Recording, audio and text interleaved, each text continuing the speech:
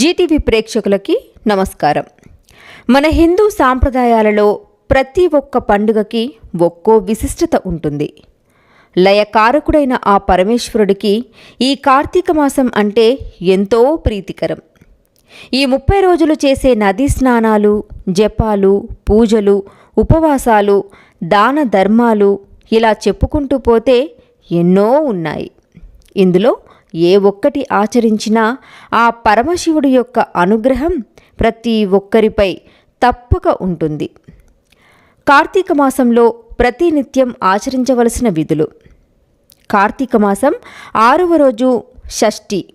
ఈరోజు నిషిద్ధం, ప్రీతి పదార్థాలు, ఉసిరి తినరాదు. ఈరోజు నువ్వులు, బెల్లంతో చేసిన చలిమిడి బ్రహ్మచారికి ఎర్రగల్ల తువ్వాలు దానంగా ఇవ్వాలి.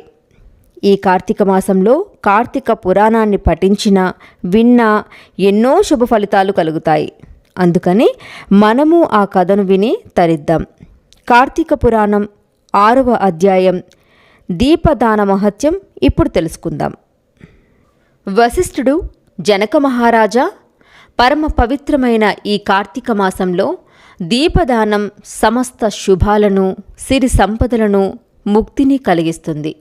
ఈ నెల రోజులు శ్రీ మహావిష్ణువును ఆరాధించే వారికి అశ్వమేధ యాగం చేసిన ఫలితం లభిస్తుంది.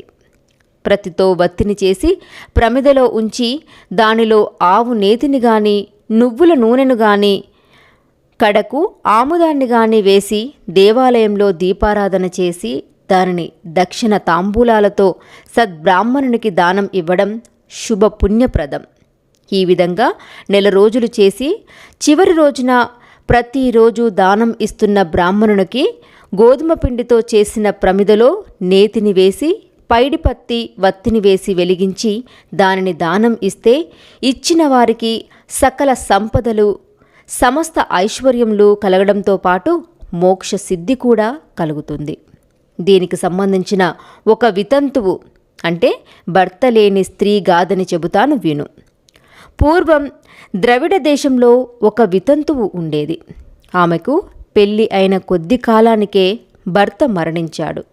ఆమెకు అయినవారంటూ ఎవ్వరూ లేని కారణంగా ఇతరుల ఇండ్లలో దాసీ పనులు చేస్తూ, వారు పెట్టింది తింటూ, వారు ఇచ్చిన సొమ్మును దాచుకుంటూ కాలం గడిపేది. వంట చేసుకోవడం అనేది ఎరుగదు, డబ్బు ఖర్చు పెట్టడం అనేది తెలియదు. ఎవరు ఏమి పెట్టకపోతే పస్తుండేది, కానీ తన దగ్గరున్న డబ్బు ఖర్చు పెట్టి వస్తువులు కొనుక్కొని చేసుకోవడమో, కొనుక్కొని తినడమో చేసేది కాదు. పూచిక పుల్ల కూడా ఖర్చు చేయని పరమ పిసినారి. ఆమె తన దగ్గరున్న ధనాన్ని వడ్డీకి తిప్పుతుండేది. పూజా పునస్కారాలు చేయడం అంటే అసలే తెలియదు. ఆమెకు కాలం ఆ విధంగా గడిచిపోతుండేది. ఒకనాడు ఆమె నివసించే గ్రామానికి శ్రీరంగం వెళ్తున్న ఒక విప్రుడు వచ్చాడు. అయ్యో పాపం అని జాలిపడి ఆమె దగ్గరకు వెళ్ళాడు. అమ్మా, నేను చెప్పే మాటలు నీకు కోపాన్ని కలిగించినా నేను చెప్పే హితమైన మాటలను శ్రద్ధగా విను అంటూ ఆమెకు మానవ కర్తవ్యాన్ని బోధించడం మొదలుపెట్టాడు. అమ్మా, నువ్వు సిరి సంపదల వ్యామోహంలో పడిపోతున్నావు. దాన ధర్మాలను చేయడం లేదు. నీకు నువ్వు ఖర్చు పెట్టుకోవడం లేదు. పూజా పునస్కారాలను చేయడం లేదు. నువ్వు జీవితాన్ని వృధా చేసుకుంటున్నావు. రాక రాక వచ్చిన మానవ జన్మను పాడు చేసుకోకు. నీకు నా అనేవారెవరూ లేరు గదా. ఎవరి కోసం అంత ధనాన్ని కూడబెడుతున్నావమ్మా? ఈ శరీరం మాంసము, ఎముకలతో చేసిన గూడు. ఇది ఎల్లకాలము ఉండదు, అశాశ్వతమైనది. ఎప్పుడు ఏ రోజు ఈ ప్రాణాలు అనంత వాయువులలో కలిసిపోతాయో తెలియదు. అటువంటి శరీరం కోసం పనికిరాని ప్రాకులాట దేనికోసం? ఈ లోకంలో నీకు ఏమి సుఖముంది? ఎవరు పెడతారు?